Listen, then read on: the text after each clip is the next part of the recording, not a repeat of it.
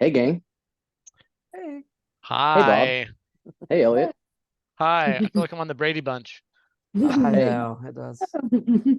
it's official. The Rock Out with Your Hot Hat podcast has leveled up, and the listener is about to find out why. You ready? I'm Yeah. ready. We are coming to you via Zoom. And for the first time, we can see each other without having to be in the same room. Mhm. And without any further ado, we're excited to welcome you knew her as Michelle Samrepas. She now goes as Shelly Howells. Shelly, welcome to the podcast. Mm. Thank you guys for having me. I'm very excited to be a part of this. Yeah. Uh, Shelly's coming to us all the way from Montana. And I think what I know I'm eager to know what's it like having John Dutton as your governor? Oh, we don't like Kevin Costner in this house. No, no, no. Oh, Oh and my the reason gosh, okay. why, Are you guys more of a Ethan- Beth Dutton family or gang over Okay. there? Okay, I'll just say this. We love Beth. Okay, we love Beth. And I Yeah. love Kevin. Okay, I'm more of a who's the really good-looking blonde-haired guy? Casey. We love Casey Ah. in this house. Now, Actually, Bob, Casey's wife in real life. Yeah. Bob, do you have any idea what we're talking about? Because I have to assume you're talking about Yellowstone. that's it. Okay. I just put it I- together because of Kevin Costner and Yellowstone touches Montana. So Yeah. You get a gold Um, star, Bob. inference. Before we get started, Bob, what is on the whiteboard behind you? Where are you? Is Oh. this your actual room? This is my office. Yeah, this is my office. That's an outline of the paper I'm writing. Actually, I know Shelly mentioned a paper a minute ago. I'm writing a paper on addiction and disability, and that's some of my notes. Please, Wow. can we get together later about that? Because now I work in addictions, and I actually, as a so my theoretical lens. Oh yeah, in case people are wondering, I'm finishing up grad school, and I'm going to be a clinical mental health counseling LCPC candidate, and then licensed marriage and family therapist candidate for the state of Montana.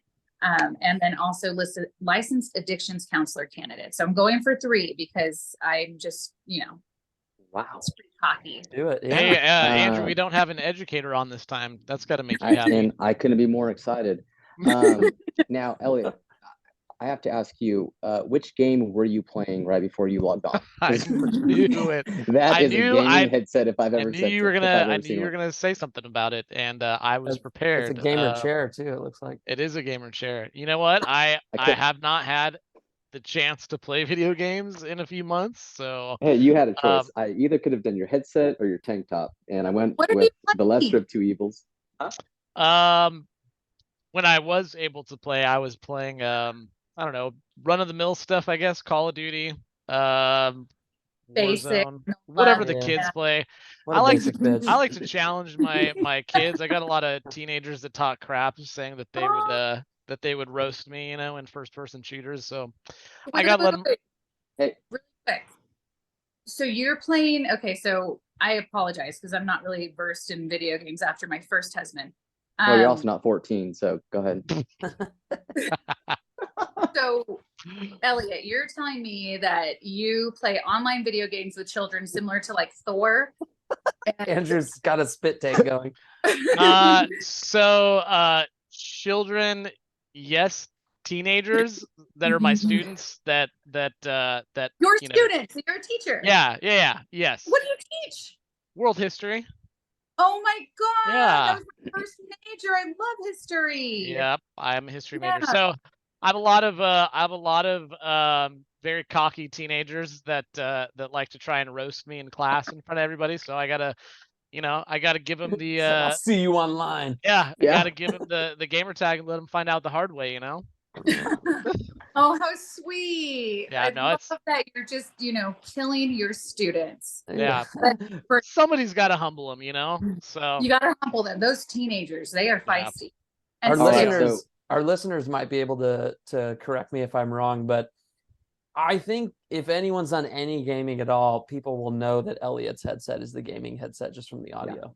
yeah, is it crisp and clean? It's crisp and clean, like on a gaming set. Yeah, Yeah. Nice. it's coming through like the, oh, your mom's gonna get it, like the little teenage Your mom's insults. gonna get it? Like, I don't know. That's my best. Your mom's gonna teenage get it? insult. Okay, I don't really know quick. about that one. the least, can I know what you gentlemen do for a living? Bob, I know I've kept up with you, and you are a what does Bob do again? I forget. God, he like went to school for a long He's a time. philosophizer. Psychology professor. No, I'm a philosophy professor. You're a philosopher. I knew that. I'm just fucking messing with you. Excuse my. You can say fucking. It's all right. No, I can't. Children are listening, and I am a professional. Their parents will Andrew, censor it for They them. have the internet. Property manager. What do you do, Andrew? I manage commercial buildings here in Bakersfield. All What? commercial properties. Yeah. I was working in banking and finance for like 16, 17 years before I made the switch. Gosh, almost 3 years ago. That's so cool. Yeah, so I managed properties in San Diego when I was younger. okay. Yeah. Right on. Yeah. And we all know that Elliot's a teacher who likes to take on his students once they get online. Okay, so moving off of online bullying. Elliot, if I know you, you've got a question ready to go. Start us off. Okay, so the format of this usually goes, you know, kind of maybe catch us up to speed from like right after high school. And then, you know, we'll kind of move into the present after that, and then kind of maybe go back in time a little bit and just go for some nostalgic, you know, what do you miss the most about high school, or what are some fond memories you have of high school? But just kind of catch us up to speed, starting with, you know, 2003 up until like the present day. Yes. So I went to Bakersfield College for 2 years. And I probably really went for 1 year. I had a lot of fun. And I was getting ready to transfer to a CSU, so California State University. And I told my father, Ricardo, he's a lovely man. I said, Ricardo, I need money.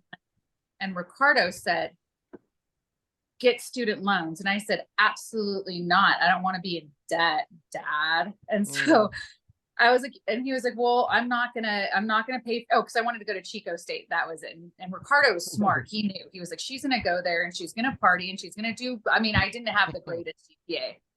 So I ended up like challenging him. And I was like, well, you know what? I'll just join the military.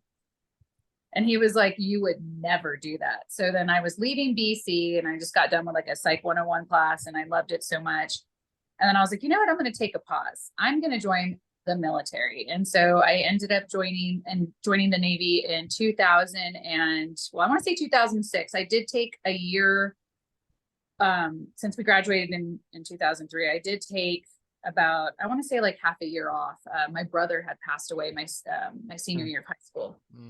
And so I took that part off, and then I ended up on a whim joining the Navy because I thought I'm going to be stationed in San Diego, and that was what I thought. I was like, that's going to happen for me. But I ended up becoming a Navy corpsman. I worked emergency medicine. I worked family practice. I worked in a multi-service unit. I worked a little bit of gen surge, and I worked in sleep studies as well. Where were you stationed? I was stationed in Great Lakes, Illinois, and also Guam. And oh, wow. Yeah, fun story about that. So in core school is what they call it. And at this time, this was still in Great Lakes, Illinois. As I was getting ready to graduate from core school, they would line us up and they're like, all right, who wants to go to Portsmouth? Who wants to go to Bremerton? Who wants to go to Groton? And they're like, who wants to go to Hawaii? And I was like, woo. And so like, I jumped in that line. I was like, I'm going to Hawaii. Like, who doesn't want to go to Hawaii? Right. It was my whole, like on my bucket list. It was like live on a tropical island. So I'm in the line and it's like, okay, like I'm in the line, not thinking anything of it. And as I'm in the line, my HM2, the career counselor, she was like, okay. And she goes, oh, I'm sorry. She's like, this billet is only for FMF, Fleet Marine Force corpsmen males. How about you take Guam? And I'm like, what is Guam? And she's, yeah, you'll go to Guam. It's like Hawaii. You're going to have so much fun. Part of the US, you'll be good. Like, what? And it turned out, I didn't even know. And, you know, this is the time where we didn't really have smartphones. We had razors. We had Verizon razors or, you know, and I go onto a regular computer, not a laptop. I go into like our little library area on campus. I go in there and I look up Guam and I'm like, this is in Micronesia. Like I'm near the Philippines, Japan, and, you know, a hop to Australia. So that's where I spent most of the time in the military there. And after I got out of the military, I pursued an undergrad in social So science. 4 years, right? You were, Yeah, I was only in for 3 years. I ended up getting knocked up. That's one way to say it. Yeah, I got knocked up, and damn Guamies. with my first husband, we were together for 5.5 years, and he was also active duty, and he was higher ranked than me. And we decided that it would be really hard to be a dual military family. And in the military, they give you this really cool option of getting out of the military if it's convenience of the government when you have a baby, when you have a child. And you get knocked up. Yeah, when you get knocked up. And Guam is actually a forced deployable region. So they would pull us out and just deploy us if they needed to. And I will admit, I got knocked up within 6 months of getting to my command. So how long had you been in the military at this point? Yeah. I think it was actually maybe 9 months in. Well, thank you for your service. Oh, you're welcome. Yes, All 9 thank months you. of it. Yeah, no, I totally loved the Navy, and I actually, that's why now I have a specialization in military families and culture with the graduate program that I did, is actually being financed by the Veterans Affairs. And I've been very fortunate and blessed that my VA counselor is like, I'm like, hey, I really want to specialize in this. It's an extra like 20 credits. And she's like, we got you. And I'm like, great. And then I added another one too, just because why not? So grad school has taken me 3.5 years with all the extra courses and everything else. But I was very fortunate to have served. Guam is a beautiful, beautiful island. It's a protectorate. I learned so much there, and I learned how to fish, how to save lives, how to get divorced. So much fun. Is there a method for that? I never. There is. The dentist system. Your mustache. Marry assholes. That's what happens. No, I was very complicit in being an asshole as well. I Like MERRY, like Mary, or like MARRY. Happy assholes. Yeah. So so you did your stint in the Navy, and then kind of study social. Yeah. Well, when I was saying earlier, being a history teacher, when I first started college, history was everything to me. I remember Mr. Coleman at Centennial. He was my favorite. He's very popular on this podcast. He is what inspired me to be a history teacher. So yeah. Well, same with me, except I fell in love. I loved history, and then when I was at BC, I had Mr. Finley. He was a history professor at BC. He was amazing, but I started getting into sociology, and I fell in love. Wait, so hold on. So you, after high school, you went to the military, or you did BC, went to military. So now, how far after? Oh, okay, military yeah. After I had my daughter, I'm on Guam. My ex-husband and I were still stationed there because he was still active duty. And the only campuses they had was the University of Guam. And at the time, I was trying to go back into nursing because as a Navy corpsman, I had a lot of experience in medicine, and I love medicine.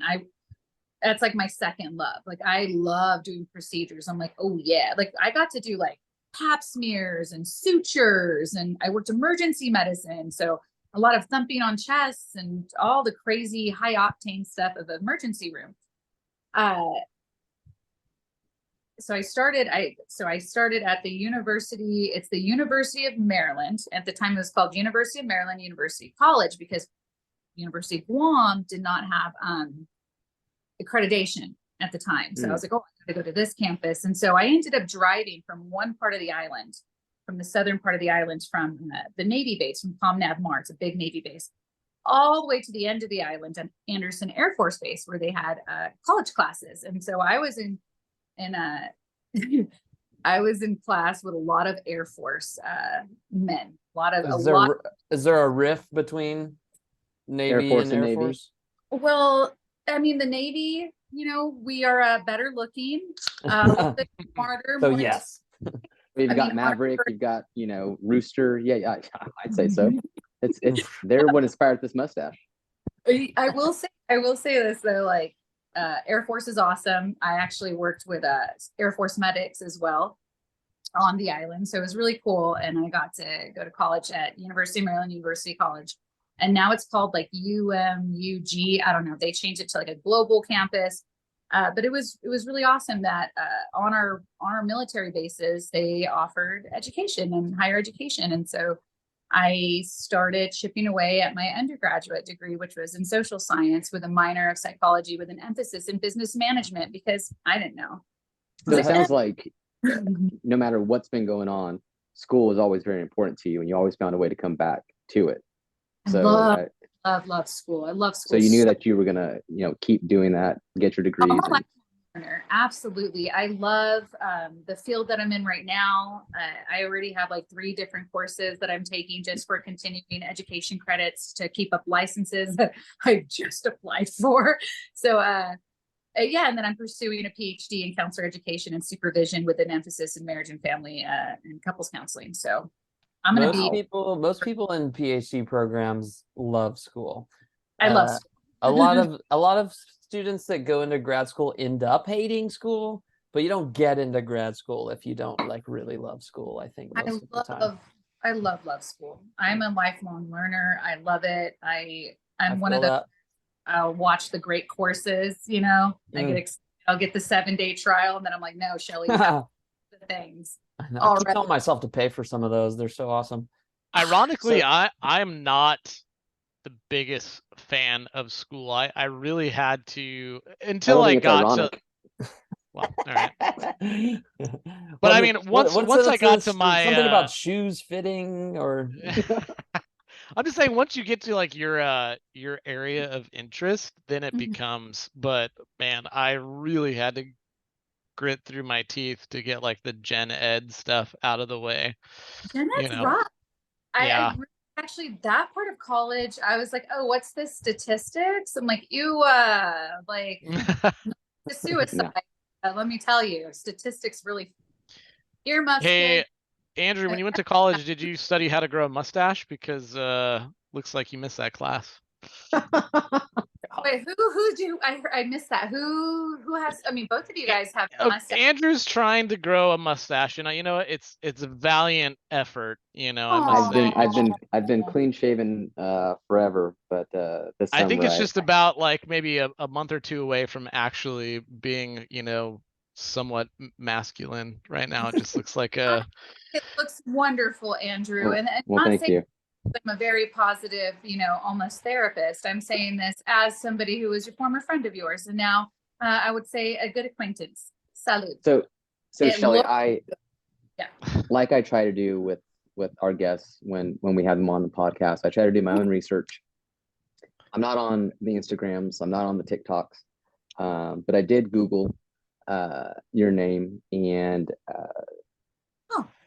couldn't find much, only because I didn't know how to spell your last name.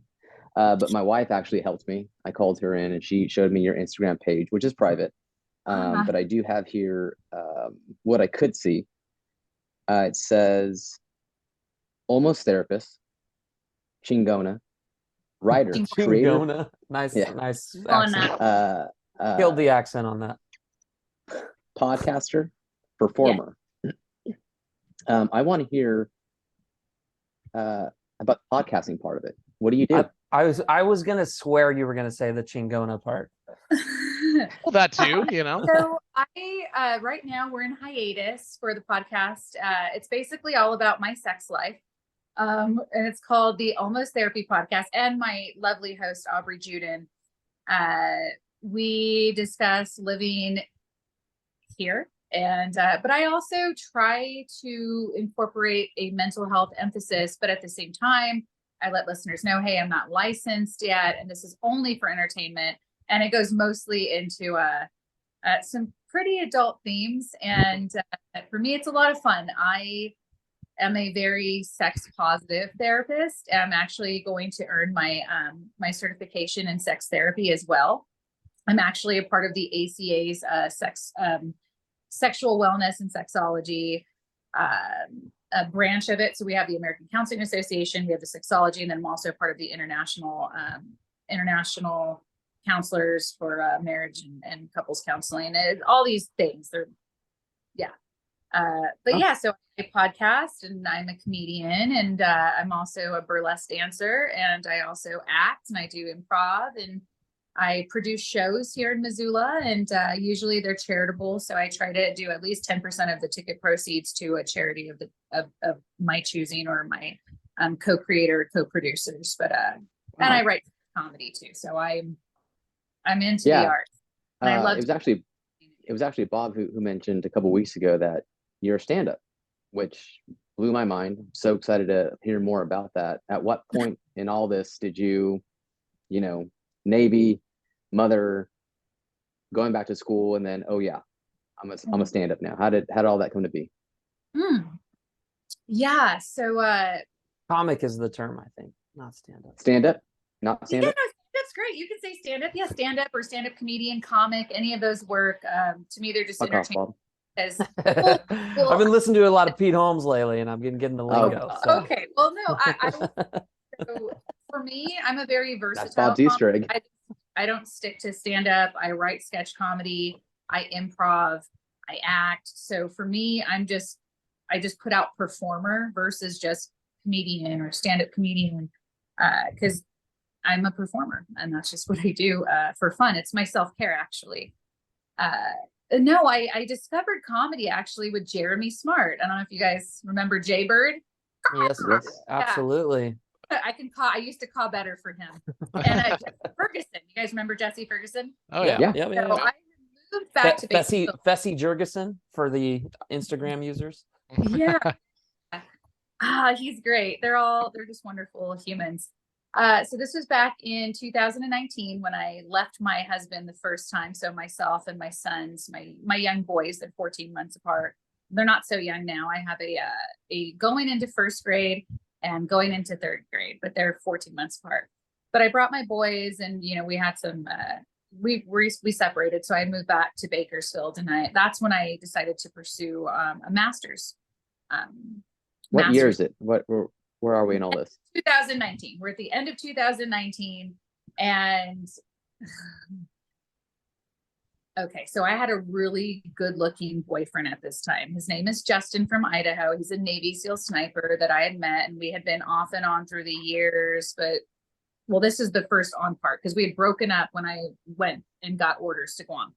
It was a whole whirlwind, loving romance, whatever. And I wanted to get his attention. Now, Jeremy had said, Shelly, or Mish, excuse me, that's what Jeremy called me, Mish. She's like, Mish, you got to stop channeling these It's Always Sunny characters in your dating. And I was like, well, I'm really trying to impress this Navy SEAL that I used to date when I was in Corps school. I want to get his attention, but I don't want to seem thirsty. So I need a reason. So it sounds like you date the characters that Elliot plays online. Pretty much, yes. Yeah, that's what I do. Also, if you could define thirsty for Andrew so he knows what that means. Yeah. He's not up on the lingo very much. He is a woman who is overeager. She wants to hydrate, and Shelly is a very hydrated human. I like to make sure that if I'm not drinking water or LaCroix or coffee, I stay hydrated, but I'm not thirsty. Okay. No. So I didn't want to come off as an overeager woman. And I wanted to get his attention though, because he's so handsome, and we dated and we loved each other for years. It was the whole thing. And I was like, I have to have a reason. So I was like, Jeremy, I need a reason to message him, but I don't want to message him because I don't want him to think that I like him, even though it was really stupid because I was 34 years old. He knew I liked him. So trying to slide into the DMs. So this is when people slide in people's DMs. Yes. And so knew it was coming. We slid into each other's DMs. And we had what the kids call virtual sex quite a bit. And so I moved to California, and he was stationed in Coronado because that's where all the cool Marines are stationed there, and like Virginia and some in Guam. But anywho, I'm getting to it. So I ended up wanting to do something to impress him. And Jeremy was like, why don't you just do some stand-up or something? And I'm like, not a stand-up. I don't even know what do you do? And then I started watching. I was like, well, I love Chappelle. He's the GOAT, and I had always been a fan of comedy. And I'd always been told that I was funny by my friends, and especially with my mom, I'd make her laugh all the time. And I really just wanted a reason to reach out to him. And Jeremy was like, well, It sounds like you overthought this quite a bit. I did. Sounds like a comic in your head, overthinking. Overanalyze everything. Conceptualizing everything at all times, all the time. And so it ended up that I did a set at the Rocket Shop Cafe when it was around, and it was with Daniel Betts. He owns the Well Comedy Club, and I'm like totally plugging him. I'm like, go In check out the Bakersfield, Well right? Comedy Club. This is Bakersfield? Yeah, the Yes. Well, right? Okay, heard of it. Yeah, I performed there a few times with bigger names in comedy, which was just so weird for me because I'm like the mom therapist who's, what. But So was yeah. this an open mic? At the coffee I shop? went Okay. to open mic at the Rocket Shop Cafe back in 2000, and this is really cool. This is where it gets cooler. So I did that back in 2019. Wait, 18. Was it 18? God, who knows? Sorry. Pre-COVID. It's pre and post-COVID for me. Yeah. Okay. So this is definitely pre-COVID. No, it was the end of 2018. I remember at my comedy birthday, December 5th, 2018, because right after that, I met Coulter Wall, and I met him because I was like, I'm a comedian, and I was really just an open micer. Was he a robot? He's actually he's getting to be a pretty famous musician. I met my favorite musician because of the comedy. Comedy's opened up so many doors for me. So I did it with one set. Jeremy was with me. Jesse Ferguson was with me. Jesse was actually the person who he had dated a female comedian before. So he's like, I know the places. And I was like, okay, let's do this. And I ended up messaging my ex-boyfriend, Justin. And I was like, hey, I'm going to go do an open mic tonight. And he's like, are you going to do poetry? And I was like, that's how I started off with poetry. So I would write poetry. And and I was like, no, I'm going to do comedy. And then he sent me, what do you guys call those? GIFs or GIFs? I always get it wrong. The GIF. The GIF. Yeah. He sent me a GIF. I'm indifferent. Always sunny. And she goes, "Bleh," and she's trying to be a stand-up comedian. He says, don't D it, because him and I was our favorite show.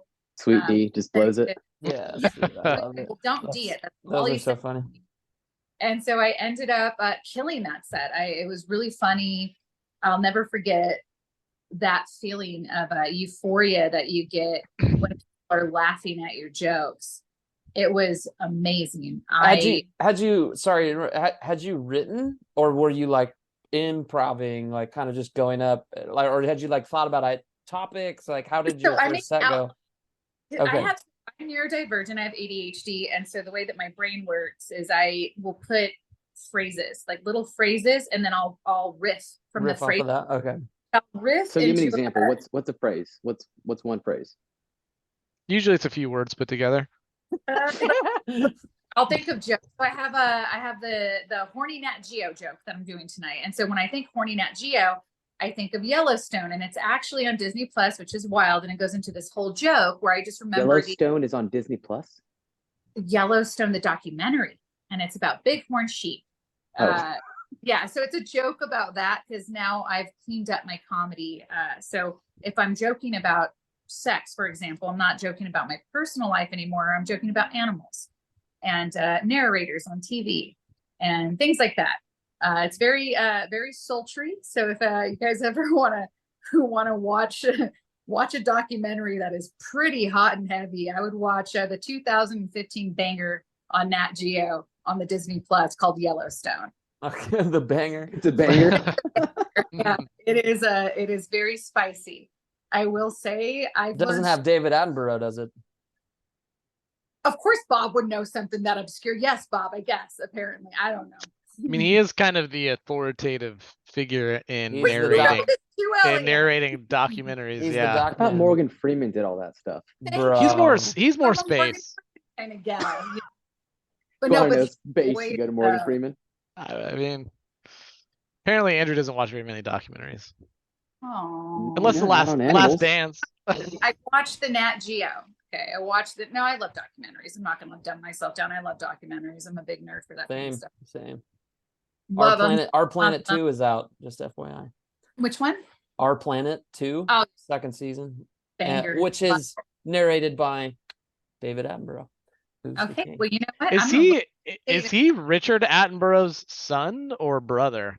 I don't know. I'm just amazed that he's still alive. because he's Oh, so old. I know who you're Oh, talking he must be Richard Attenborough's brother He's the old, because he's the Richard old Attenborough is British the old guy that does from all Jurassic I Park. love old British men. Yeah. See? Yeah, but the joke. Oh, so I does mean, Elliot. Okay. When did you make the name change to Shelly Howells? How did that come about? yeah, so And I just realized that my screen says Kristen R. That's my wife. It does. Yeah. yeah. So the Shelly Howells. I was at the second open mic that I tried, and I bombed, by the way. I bombed 40 times before I actually became pretty like consistent with jokes and being funny. It was the second mic that I went to at the Rocket Shop Cafe when they had the Thursday open mic there. And I'll never forget, it was Andrew Boydston. He's a local comic, really funny, hosts Temblor's mic, I believe. And I think he does some stuff at the Well too, but he's a staple of Bakersfield comedy because he's a part of the Bakersfield comedy scene. And that's where I grew up as a comedian. He couldn't say my last name. He's like, Samara, how? And I was like, oh, I cannot do this. There's no way that I'm going to have that last name butchered. So then I tried my married last name, McCutcheson, and he butchered that too. And I was like, fucking, I mean, earmuffs. Andrew's a teacher, and he just can't pronounce Scottish last names and Mexican last names, which I think that could be problematic in Bakersfield. But anywho, I ended up choosing Howells because that day I was wearing a Howlin' Wolf shirt. Mm-hmm. And it's a blues musician that I'm quite fond of. And so I ended up calling myself Shelly Howells because my life's the blues. That pretty much was it from there. Yeah. So that's how I named myself after Howlin' Wolf. So the stand-up part of your life, it's pretty new then, in that you started in 18, right?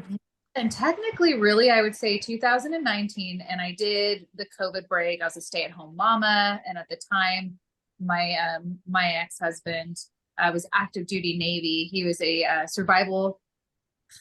This is going to be a long one. He still is. But now he's out of the service. He does it as a civilian. So he's an aviation survival training instructor. So Top Gun. Yeah. Like they learn to like do those how they learn to survive in the water from like flying out of like ejecting. He's the guy that teaches you how to eject, how to survive in the water from that type of ejection. Oh wow. Yeah. Wow. Goose That's awesome. Him. I'd say Goose missed that day. Yeah, Okay. Goose was not on board. Too soon. Too soon. That was 30 years ago. Goose ejected early. I mean, I love that. Yeah, I love that. It's like too soon. It's like, bro, 30 years ago. Too soon was the ejection that Goose did. Oh, sorry. If Rooster heard that, he'd be devastated. Emily, her and I used to, back in the day, we used to call each other Goose and Maverick. Who is this? No. Iceman and Maverick. And I was, she. Who, you and who? Emily Paris. So, okay. Actually, I'm trying to remember. She was Maverick. I was Iceman. Didn't they not like each other, Maverick and Iceman? Yeah, but we made it work. Well, I guess they hugged it out in the end. Yeah. So let me ask you this, Shelly. Here we are 20 years later. Are there many classmates that you still keep in contact with? Yeah. Let me try to go through my brain. I'm trying to think. Doesn't sound like it. Yeah. Actually, no. Like now that I'm thinking about it, Emily, her and I, we've been best friends for years, and we're like books. We can pick up where we left off, right? Yeah. Easy reference book. Is it harder living away? I imagine. Yeah, it is. And then like my public. It's already Monday where you live, right? What's that? It's already Monday where you live. No. Andrew's not good with time zones. Well, yeah. Yeah, no, I'm 1 hour ahead of you in California. That's how time works. Andrew. I really thought you were 3 hours ahead of us. Yeah, no, I'm not on the East Coast. Which would not make it Monday. Andrew Andrew shouldn't watch movies like Interstellar. I would be worried I just about. watched that. It is. I mean, it's amazing. I mean, not. I just watched it. I rewatched it for like the 8th time. It's Yeah, that's great. a great movie. It is a great movie. Go see Oppenheimer if you haven't seen Oppenheimer. That's also a great movie. Oh yeah, Ellie and I went to go watch that last week. Mhm. Such a good movie. I did not know it was 3 hours. Too long. Bob, did you go watch the Barbie movie? I didn't. Actually, my nephew wanted to go watch it with me, but it was while I was sick, so I did not go. Do you want to watch it, Bob? Not particularly, but only because I don't really care Elliot, to do go to you the wanna watch movies it? anyways. I'm probably with Bob on that. Yeah, not particularly. You gotta I love have to go by myself. Oppenheimer. I think that'd be great. I mean, I'm a history buff, so I wanted to go see that one.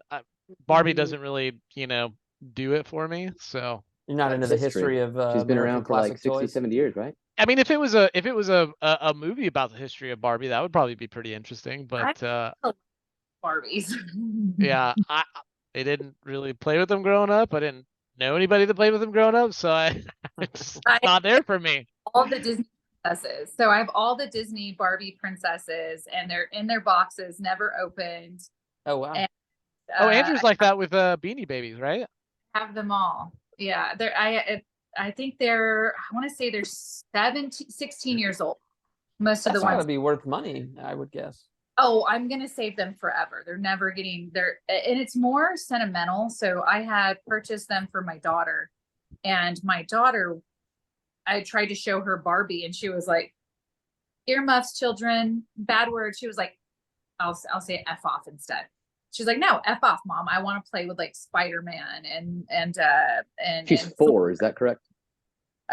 my daughter now my daughter she's driving. She's Oh, I thought you only had the 2. No, I have my daughter from the first marriage. So Oh, Not a good listener. my daughter attends an What? academy in Santa Ana, California. So I have my daughter who is 15. She's a sophomore in high school. She's going to be a sophomore in high school, and found out that she is driving. She's doing her driver's ed, which is great because she's so much better of a driver than I probably am. So I'm excited for her to like go grab me things when she visits. No, so What year are your Disney Princess Barbies? yeah, so she didn't like them, and so that's why I have them, because she took one look at them. She's like, absolutely not. You said they're like 17 years old, you said? Are you looking up like eBay right now, Bob? I want to know how much these are worth. Years old. Well, my daughter, so I bought them when I first found out I was pregnant, and I found out I was having a girl. So I was like, oh my God, girly stuff. This is great. Because I grew up with brothers. I didn't have sisters. I was very masculine. I was a tomboy. And so I was really excited. And so I immediately bought Barbies. But see, my daughter is actually going to be turning 16 soon. So I would say that when for a quinceanera. Gestation and all those things, I would say they're 16 to 17 years old, the Barbies that I have. And I have Jasmine, I have Ariel, I have Belle, I have Snow White, I have Cinderella. I forget the other princess's name, but I got all the Disney princesses, and they're totally like in storage, being kept very very safe. That's Very where cool. all my, it's not in mental health, because we make as much as school teachers in the mental health field. So Andrew, did you say something about a quinceanera just now? Yeah, it's time, right? No, that's 15, not 16, Andrew. Bob, Andrew, what hop is online your and Google that for us real quick? Quinceanera is 15. Yeah. I can tell you right now. No shit. Yeah.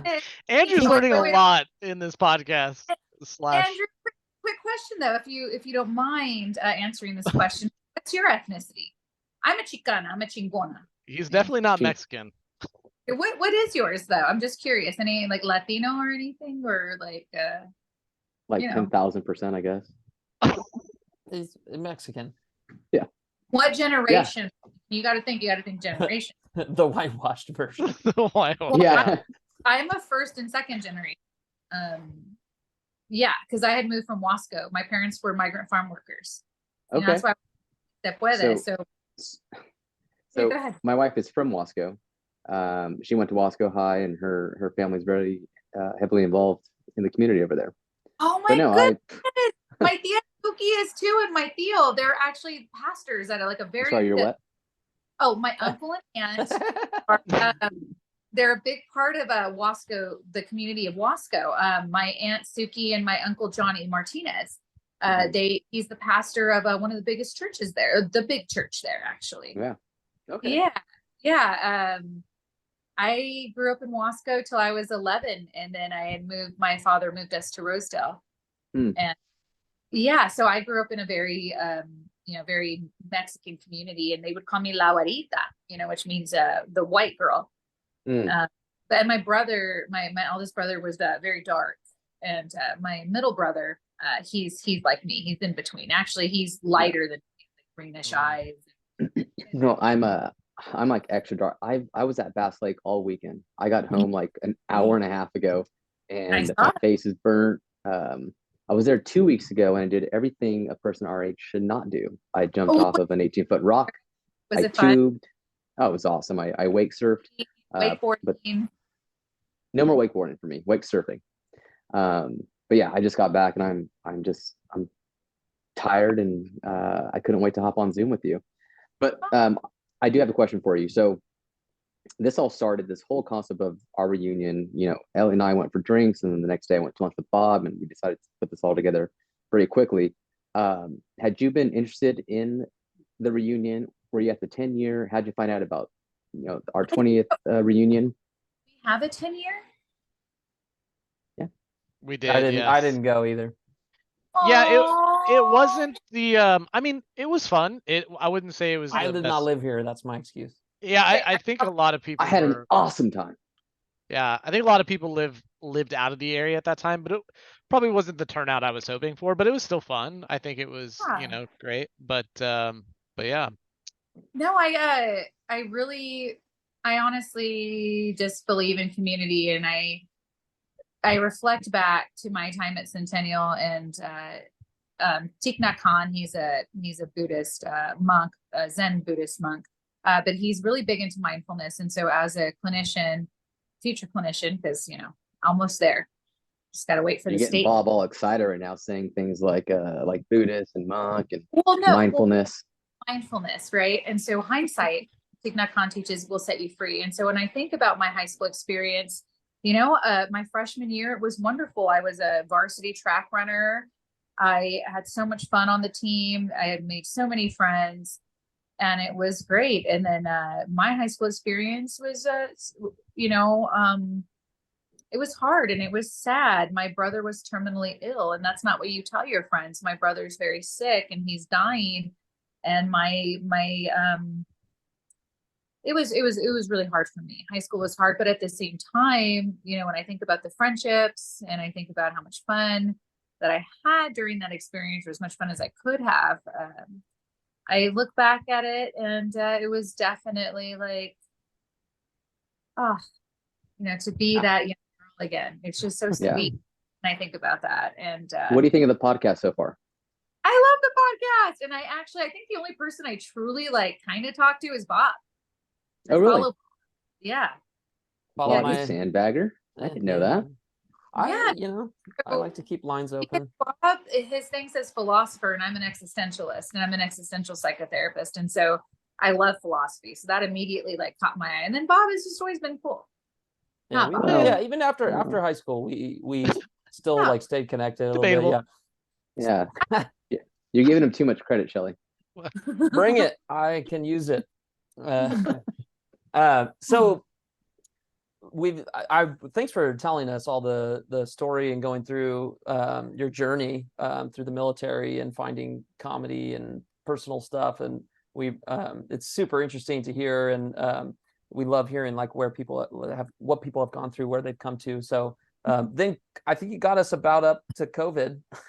And then COVID happens. And so what are now, and you kind of introduced I can't remember even if we started. I know you've probably mentioned a little bit, but we were chatting a little bit before we started recording, and you are finishing 3 degrees, and Andrew mentioned an almost therapist. So where are you at today with all this stuff? Yeah. Okay. So right now, after we get off the podcast, I'm just wrapping up one of my last papers for graduate school. So I am pursuing, so my master is a master of science in clinical mental health counseling, but I have a double specialization in military families and culture, and also marriages, families, and couples counseling. So I meet the requirements from the state of Montana for a license in marriage and family therapy, as well as clinical mental health counseling. So that's, we all have different fun initials. I will be a candidate. I'll be pursuing a candidate's license, which means I have to, I need to complete at least 1,200 more hours of direct client care. So I'm pursuing 3 licenses because now I'm working in addictions. However, my emphasis is relapse prevention, but I work with families, and it's really important because relationships are everything in this life. It's the human condition, right? And within the human situation, we need to be coupled. We need companionship. And a lot of times, however, in addiction, this can trigger a relapse, depending on if the client doesn't have enough if the client has a dysfunction or maladaptive coping skills, which means really bad coping skills, and an emotional dysregulation, which also means like if they're not keen on handling their emotions. I teach my clients, especially in group counseling. I do a lot of group counseling. With that being said, Shelly, I think now's the perfect time to let everybody know that this is a intervention for Elliot. What is my where do we begin? It's an addiction. Actually, that's in the state of Montana. This podcast was a ruse, man. Right now, I would have my licensed addictions counseling license. It's a license that you can have with a 4-year degree, and I would have pursued it in the past. I didn't realize that I would have met the requirements for the license, except I still have to finish a 30-hour, and it's usually just the state of Montana. If y'all haven't been to Montana, I've been, yeah. I've been, so yeah. a gas station. I haven't been physically. And a bar. Where else have you been if you haven't been physically? It's bizarre. Like, you have to do a 30-hour gambling and gambling addictions course. And so all I have to do is pay for it and take it. It'll be fun. And I've already taken addictions. That's the whole thing. But I have to, and I work in addictions. But for the license in the state of Montana, you must have that extra 30-hour gambling addiction course, because gambling, I can go right now across the street and go gamble. It's like Vegas, but with beautiful mountains and craft beer. That's pretty much Montana in a nutshell. Yeah. Wow. But my mom grew up in Billings for a little bit. And I used to take a father-son kind of work trip to Red Lodge. If you know Red Lodge, which is a small little ski town right outside of Billings. Yeah. Montana is interesting. It's an interesting place. Yeah. My wife and I were fortunate enough to take a road trip during COVID, and we went up through the Bitterroot Valley. That. Yeah. We were gone for like 2 weeks, right? 3 weeks. Yeah, we went up through the Bitterroot Valley. So we drove through Missoula, drove through Hamilton, and then we actually stayed up in Kalispell for a week and got to explore Flathead Lake and Whitefish and went to Glacier National Park. It's awesome, man. That area, that like region of the country is it's properly named the Big Sky State. I remember. It's the wildest state I've ever lived in. I've been very blessed that I've been able to travel through the US and live in the places that I've lived. In Montana, I would say my home away from home is Guam. I lived in Guam for nearly 6 years of my life, my adult life. And I love the Chamorro people and the Chamorro culture. And I love the ocean. And I would fish a lot. I was an angler. So I would just, mahi, tuna, wahoo. We'd have crab boils. But here in Montana, what I love about Montana, especially Missoula, is the sense of community. And it just kind of like within our age span, especially, right? We're getting to, for me, I'm going to be 39 in December, right?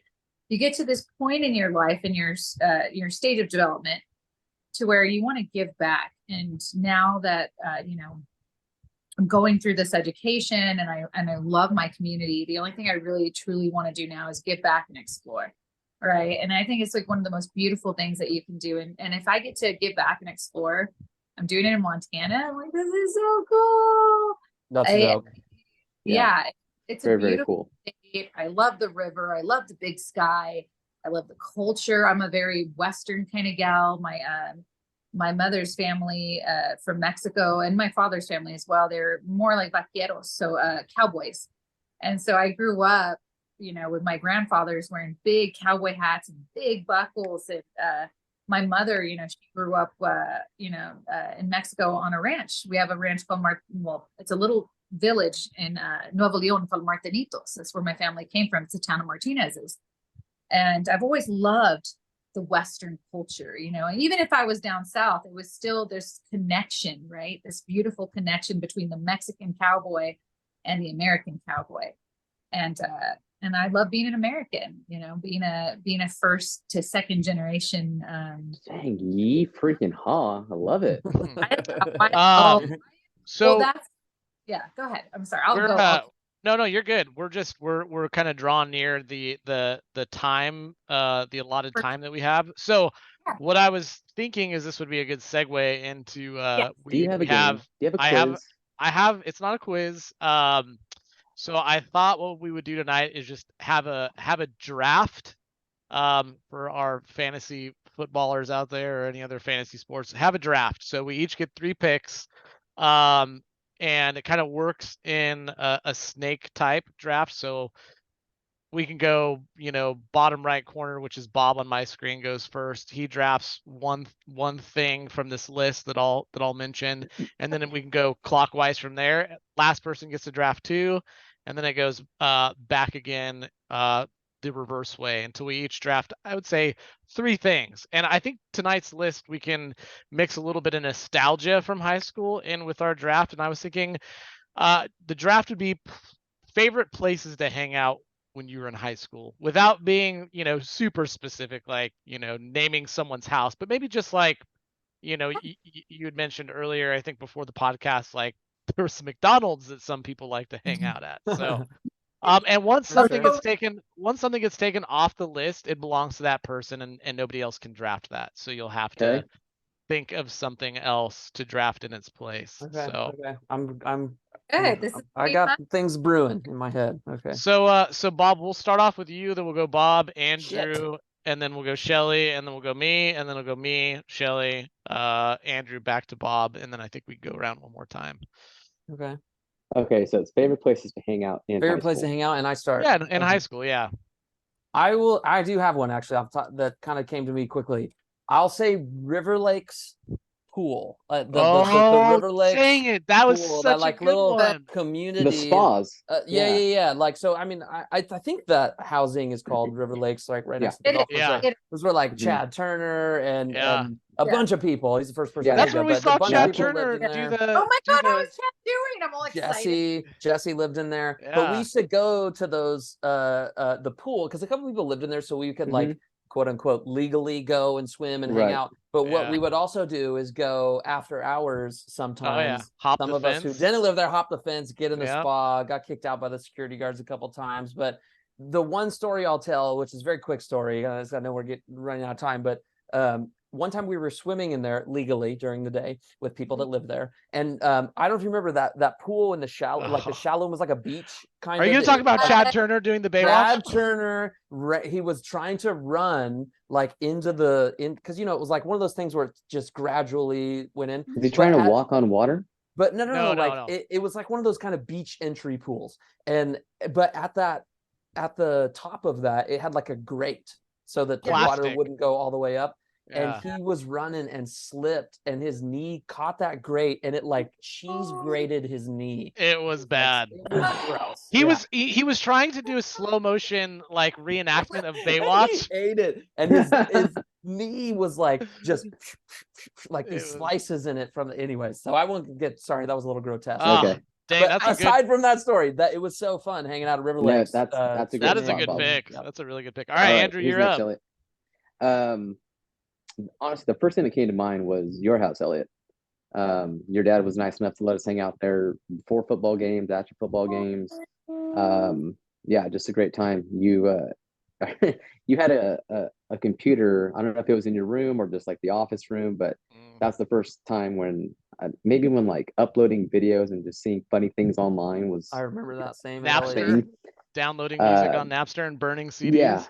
Yeah. So going to your house was always a treat for me. I think YouTube wasn't even a thing, but it was other websites where we E-Bombs would World. look at E-Bombs. Yeah. Imagine our lives, right? Like just so much change in technology since we've been alive, and that's like pretty crazy. We're not even 40. You got and the it's TikToks, like, you got the snap face, the face face. Oh I mean, God, I can't do the TikToks or any of that. And I need all right, to. Shelly, you're up. Oh, okay. You know what? I'm gonna go that gas station right there where we go in the morning for biscuits and gravy. Brookside, which is not yeah. Brookside anymore. It's Countryside. Yeah, that was Brookside. a good one. Good spot. Whenever we started driving, Emily and myself, and I think I can't remember. God, I feel so bad. I can't remember some of my friends. But we would go there, and it's a lot of life that happened. Obviously, all of us have our unique journeys. But yeah, Brookside.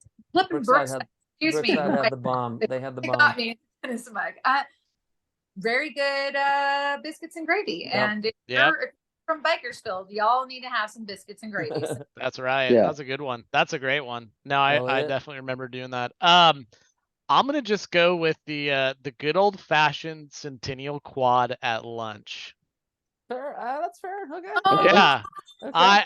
I just have some of the fondest memories of just goofing off with people. Actually, our junior year, there's a friend of mine that's a year older than us. Do you remember? You know Zach Aukus? Yeah. Yeah. We bet that he wouldn't eat a chocolate chip cookie with like the seagull crap. I remember that on it. Oh, I mean, he just like just like the crusty seagull crap that was on those like concrete slabs, just like took it off, put it on the cookie, and everybody pitched in like $5, and I think he got like $50, but he ate it. He did, yeah. I remember that. I was there. He also did it. He also pissed himself one time for money. I do remember that too. So there was just how hard up was he for cash? Idiot teenagers is all I can say. I love it. I had some of my the fondest memories of high school. Fondest memories of eating crap and someone pissing themselves. No, just those two just stick out. This is two. I'll say this is 2 podcast episodes in a row where we talked about someone pissing themselves in high school. Yeah, that's true. And I get to pick again since I'm in last, so I'll go. Miss Chapman's gym class. Like I got to TA for Miss Chapman, and I took her dance class, and I just like the people that were in those classes, and Miss Chapman herself, like just awesome. Different eye colors. Yeah. Mm-hmm. Oh, yeah. She wonderful education. She was amazing. When I was her TA, I was there with Cody Nelson and Ty Rose and Ryan Womack, and we would just we didn't even like do anything. We hung out with the Centennial baseball team. It sounds like. I know. Well, we would just take the croquet set and go out on the football field and play croquet. It was awesome. Yeah, nice. I was a groupie. Chapman's class was great. Listen to my podcast. Listen to my podcast. I'm going to plug it really quick. Listen to the Almost Therapy podcast. I have a story about ball players, paddleheads that they play here. It's a minor league. Oh, nice. Story, not for children. For adults. That one of my fair enough.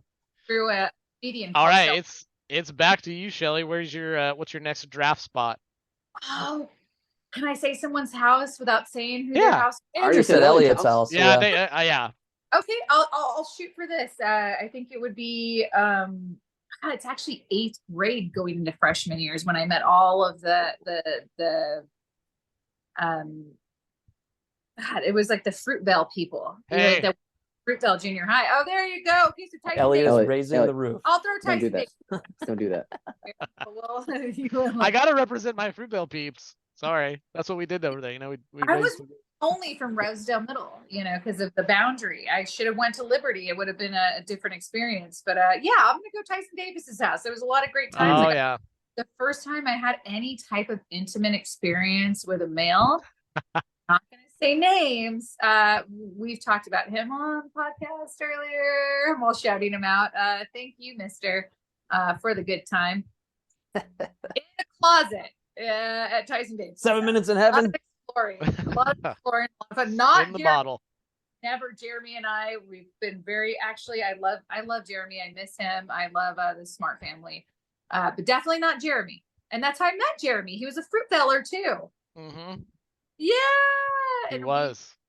And it was a lot of fun because at the time it was Tiffany Copy. Her and I were friends from I think we were friends from Rosedale Middle, and she had moved to Fruitvale, and so it was really cool because I got to meet the Fruitvale gang of people before I went to Centennial. Nice. And it was like myself and like Kyle Self and I think like two other people. I love that guy. Yeah. And I grew up with Kyle since 5th grade. So yeah, it was just a lot of fun to go to Tyson's house during that time. That was a cool part of high school, coming in the freshman year and like so many new people in your grade, because you're used to all your Andrew and I used to all the Norris people, and then wait, really? people, Rosa people. Chris Erickson. He was Chris Erickson. I think he went to Norris. And he ended up going to Liberty. That sounds really familiar. I don't know though. BMX bike. He was oh my God, I can't believe I just remembered him. He was my boyfriend in 7th grade, but he went to Norris, and I was like, oh, why did he go to Norris? Anywho, he was a lot of fun. Andrew, you're up with your second pick. So right away, right after I mentioned your house, I thought about swimming in Kyle's pool. Kyle Coleman. Kyle Coleman, his mom and dad were always nice enough to let us swim there late, like 10, 11 o'clock at night, Oh, yeah. And their room is right next to the pool. And I don't know how they did it in letting us and letting them sleep, but allowing us to be up all night just swimming. So yeah, Kyle's house. Nice. They were Nice. probably having sex and watching HBO. That's pretty much what you kids were out there. They weren't listening. Come on. That's funny. I would not listen to. Okay. No, I feel like a bad mom. I'm like, well, if Cassidy's out there with her friends, I guess I wouldn't listen. I think I have to have that's the beautiful thing, right? About like high school. Like we got to explore. And some of us had great, really cool parents who were like, yeah, the noise. Let them discover being an adult almost, Yeah. Nice. All right, Bob. I think we'll just do 2 picks each because we're at the hour mark. So Bob, why don't you close it out with your last pick? Then I'm going to cheat since I'm the last one and we're cutting it to 2, and I'm going to do one very quick one and then a real one. So the very quick one, since someone already mentioned it too, that's why I feel like it's okay, was McDonald's. Do you guys, it's almost a memory. Do you remember when McDonald's had like the 29-cent hamburgers and 39-cent cheeseburgers on like Tuesday, Wednesday, and we used to go there after school, just walk there after school and like eat as many as we could. So that was fun. I just wanted to mention that quickly. Nice. But the real one is, and this is going to be like, so I don't know if this is like self-aggrandizing or something, but it's really about my parents. My house, junior and senior year. It was a party house, man. It was, and it was like a party house junior year more, and then more of like a hangout senior year. But I lived in the garage. My parents had turned the garage into like my dad's office, and then when I got into like, I think it was like sophomore year or something, I moved into the garage, and so I had this door to the back patio, which was covered with an awning. There was a couch, there was a fridge, there was a pool table, and my parents were just really cool. They were on the other side of the house in their room, and they kind of just let us do our thing. And we had some ragers, we had some just mellow times, but that was a lot of fun. Your house was a really good time to hang having out people over there at my house. I had my 18th birthday there, and there were fights, North versus Centennial people. I think Steve-O and Nick had some, like Tyler Lilly fought in my backyard one time. It's just like, it was craziness, but it was also a lot of fun.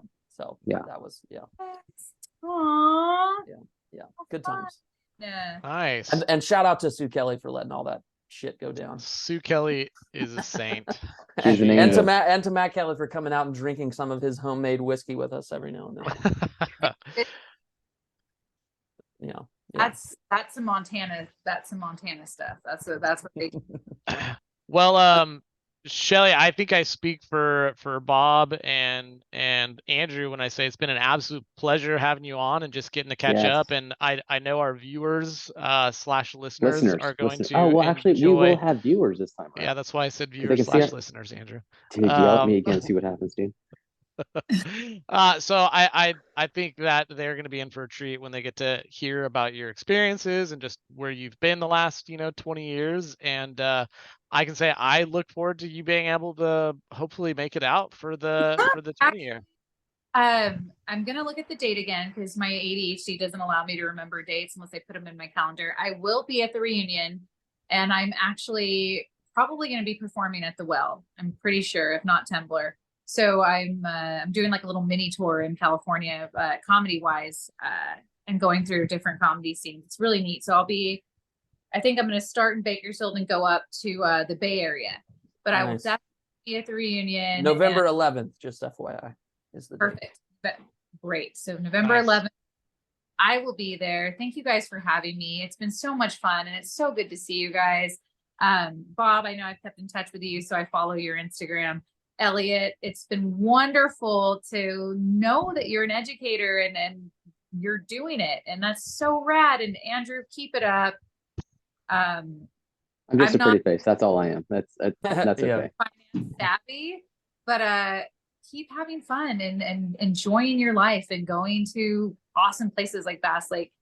So yeah, it's been wonderful seeing you guys, and thank you for having me. And I'll see you guys at the reunion. Same to you, and good luck finishing all your licenses up and all that Tuesday. stuff. That's great. Yeah, Tuesday. That's it. I'm done for 6 months, and then I get a PhD. Nice. All right. All right. See you guys. See ya. Bye. All right. Bye.